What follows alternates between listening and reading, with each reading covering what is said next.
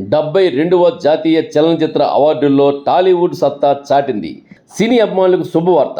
72వ జాతీయ చలనచిత్ర అవార్డుల్లో తెలుగు సినిమా మరోసారి తన సత్తాను నిరూపించింది. ఈసారి టాలీవుడ్ సినిమాలు ఏకంగా 9 జాతీయ పురస్కారాలు దక్కించుకుని దేశవ్యాప్తంగా ప్రత్యేక గుర్తింపు పొందాయి.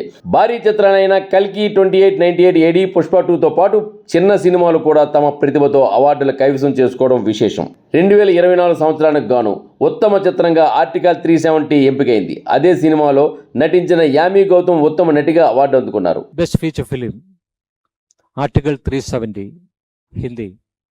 The film centers on the mission to fully integrate Jammu and Kashmir into Indian Union, emphasizing a unified and indivisible nation.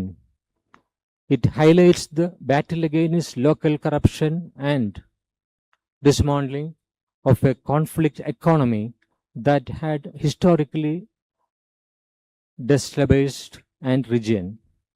ఇక ఉత్తమ నటుడి విభాగంలో చందు ఛాంపియన్ చిత్రానికి కార్తీక్ ఆర్యన్ ఎంపికయ్యారు. అలాగే బ్రహ్మయుగం చిత్రంలోని అద్భుత నటనకు మమ్ముటికి కూడా ఉత్తమ నటుడిగా గౌరవం లభించింది. Best actor in a leading role shade.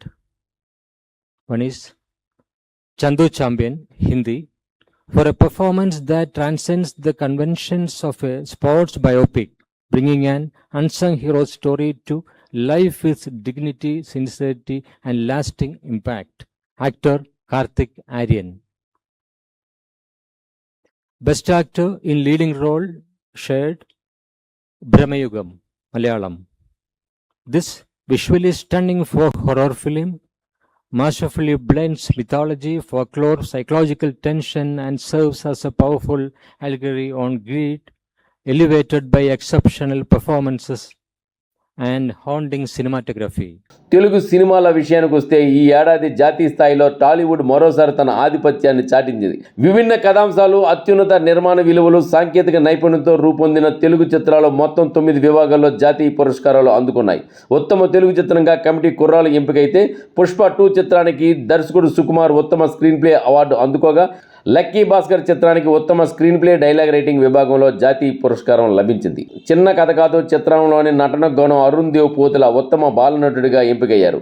అలాగే పుష్ప 2 చిత్రానికి దీపాలి నూర్ మరియు శీతల్ శర్మ ఉత్తమ కాస్ట్యూమ్ డిజైనర్స్గా జాతీయ అవార్డులు అందుకున్నారు.